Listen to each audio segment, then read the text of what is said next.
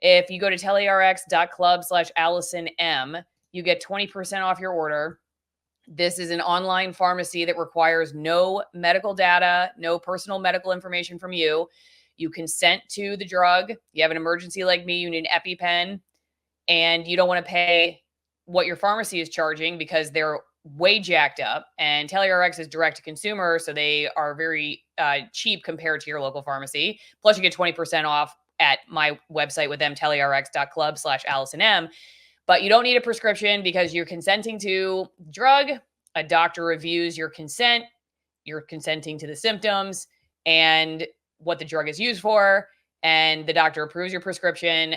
Through that process, within a day, they ship it to you and you get it. I don't like speculating because I don't know how intentional it's like. Do they really think it exists and they're just misguided in their approach, or are they really pulling the wool over our eyes, or what is the master plan here? But I did say before you came on that it is kind of interesting that on one hand, it seems like when you read the articles and you see what they're saying publicly, that like the Department of Agriculture, USDA, whatever, that they're kind of towing the line, because on one hand, they have to promote it as enough of a problem to justify killing literally, I think in the United States, it was like 92 million chickens or something in the last year.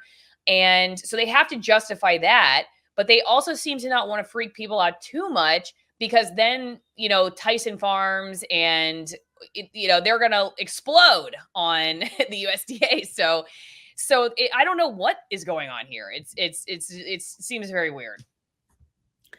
It is weird. I mean, because it doesn't make sense. And the people at USDA and CDC, the ones who are left, have been the ones who are willing to go along with these sort of crazy programs. So they're carrying it out. And the rest of the public health establishment, they live, they require grants from CDC to survive, and they don't get those grants unless they go along with the program. So, we have a top-down set of guidelines here that, are unfortunately designed to push a narrative. I think that the materials that I've posted show that none of this makes any sense. Even the one article about human cases that was actually posted on the website of the American Academy of Medical Schools or something. It was for medical students. And that article, had internal consistencies in it, because I don't think people can figure this out. But, everybody who's part of the system is not allowed to complain. If you start complaining or asking too many questions, you lose your job or you don't get promoted. We found out what happened to the medical profession during COVID is all of the people who questioned the authorities and had another way of doing things basically are no longer employed. They're either working for themselves or they're not working anymore, like me. So I think that taught all the rest of the doctors a lesson, which is keep your mouth shut. Okay, I'm going to rapid fire you some questions from alsamaro.locals. Remember, $5 a month, one-on-one with the most censored people on the internet. I posted this article about it was a very, I don't know, it was Health Policy Watch or something, and it talks about people in Geneva and people who are anti-WHO, and it talks about them being far right quite a bit. And so Magpie was saying, how many times did the article use far right? Instead of putting money into literacy propaganda, we should just criminalize dissenting opinions and lock them up. That is where we'd be now if it weren't for courageous people like Dr. Meryl Nass. Huge thank you for all you've done to disseminate the truth. We've won battle, but the war continues. What are your thoughts on the next steps to win the war? So we've got to educate the rest of the population about what's really going on. It's crazy. People are trying to use health to centralize control of governments and of us. That's a kind of crazy idea that I wouldn't have believed 4 years ago, but that's what's happening. So they've tried Plan A at the WHO, and they will continue to try the WHO and see if they can make something work there. If they can't, they are going to the UN in September. So the Secretary General of the UN has already asked the General Assembly to give him similar powers to what the Director General of WHO was requesting, which is the ability to declare global emergencies, which he calls global shocks, and to mount what he calls an emergency platform unilaterally without needing permission from the General Assembly or the Security Council. He can just say, look, there's an emergency and this is what we're going to do. Now, the thing is, there's 193 countries that are members of the UN. A lot of them have just learned from this experience with the WHO that things are a little funny going on, and maybe they shouldn't go along with it. So hopefully they're not going to go along with this UN proposal either, which would give the UN, powers of sovereignty over nations. What will they do next? I mean, that's a good question. Will there be more pandemics? Will there be electromagnetic weapons being used? Will the weather be affected? We do not know what abilities the deep state or the globalists, whatever you want to call them, a cabal of very wealthy, powerful people who want to gain more of the resources of the world and have even more control of it. What else do they have to use, and what might they use? I don't know, but we're very concerned about epidemics and pandemics, and that's why I mentioned these four, because they're already out there. They're already being used to try to stir up fear and to affect the food supply and the cost of food. And any of them could be exaggerated or accelerated going forward. Okay, Don's wife, thanks for the tip. Current events show that evil is getting out of control more people every day, thanks to you both in your battle to expose and fight against evil. Dr. Nass and Allison, thank you. Grumpy old man, the left never gives up or accepts no. That is something that the right never seems to learn. How will they try to pass this again? Slip into a funding bill? And okay, I think I don't think he understands what it is, because it's not like something the United States is doing. But I do want to pair that with what Critical Thought asked here too, which is people like Robert Barnes, for instance, a very smart constitutional attorney, isn't concerned about the WHO treaty because he says he believes it's exceedingly unlikely that Congress will sign off on them. I feel that the treaties pose an existential threat to our sovereignty, as Dr. Nass says, but I don't think it will be manifest by government. What do you think of this vector of threat to our liberty?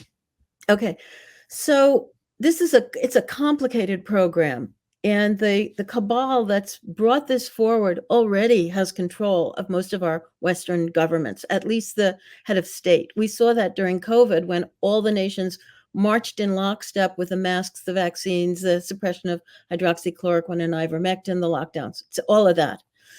They've already got that. This whole program about pandemics is being implemented at the federal, state, and supranational level.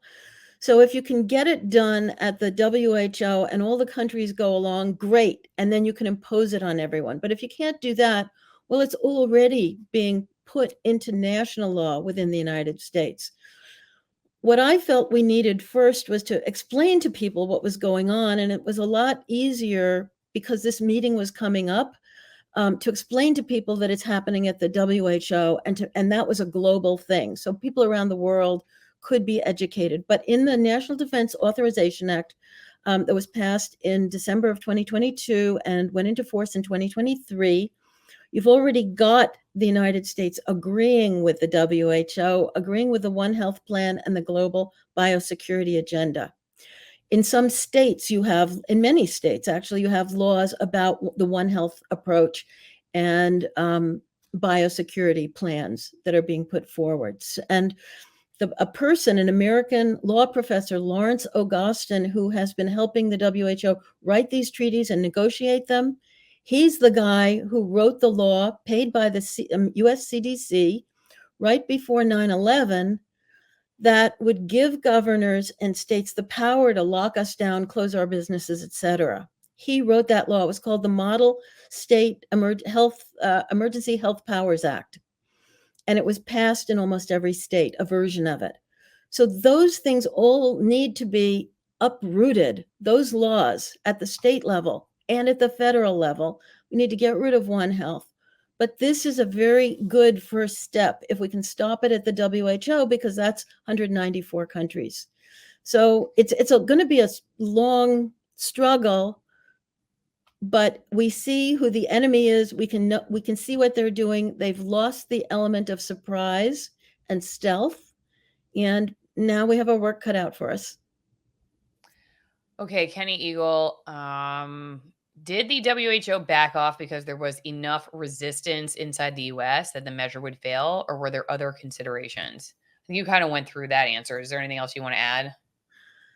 So the major U.S. Pushback was all in May. May 1, 49 senators. May 8, 22 attorney generals. And May 22nd, 24 governors all said no. We've also had 4 states in their legislatures pass resolutions or bills saying no to the WHO. So that not only affected things in the US, although not the Biden administration, but that sent a huge message to the rest of the world. Like, the United States started these negotiations. They had the idea to do this. And look, their own people are going against it. What are we missing? If you go to AllisonWinePromo.com, you join the wine club. When you join the wine club, without having to think about it, every 3 months you get 6 new bottles of wine. These are all amazing wines. Besides the fact they support my work, you can give them as a gift and say, this supports Allison's channel. This supports free speech. This supports giving a voice to the people who often get censored. It just comes with a great story, but it's also just great wine. These are from hand harvested, small batch, old winemaking techniques, natural fermentation. It's like the foodie's wine of all foodie wines, and many of them from extreme altitudes. It's just a really great product. All the wines you're going to get are amazing, and they will always be there for you to take as a gift. You'll never show up empty handed to one of those dinners where, it's just going to be a real pain because you don't like these people, but you have to go. You have to go because you unfriended them during COVID, and now you're trying to make amends. Bring them a good glass of wine. AllisonWinePromo.com. Hope to see you over there. Okay, and you know what? Another great way to support is to send me some mail. You can go to P.O. Box 3355, Denellen, Florida, 34432. I really love the mail that I get there. I've been hearing from people over the last, I set it up, about a year ago, and I get all kinds of great mail. I'm looking for something right now. I got like this postcard here from Chip and Sherry in the Seattle area. So that was very nice of them. And we are trying to, in a timely fashion, get everybody some artwork from the producers. If you send me your loose pocket change, help me become an elitist. I'm trying to become an elitist this year. It's not working so far. But if you want to help send some loose pocket change or a winning lottery ticket to P.O. Box 3355, Denellen, Florida, 34432.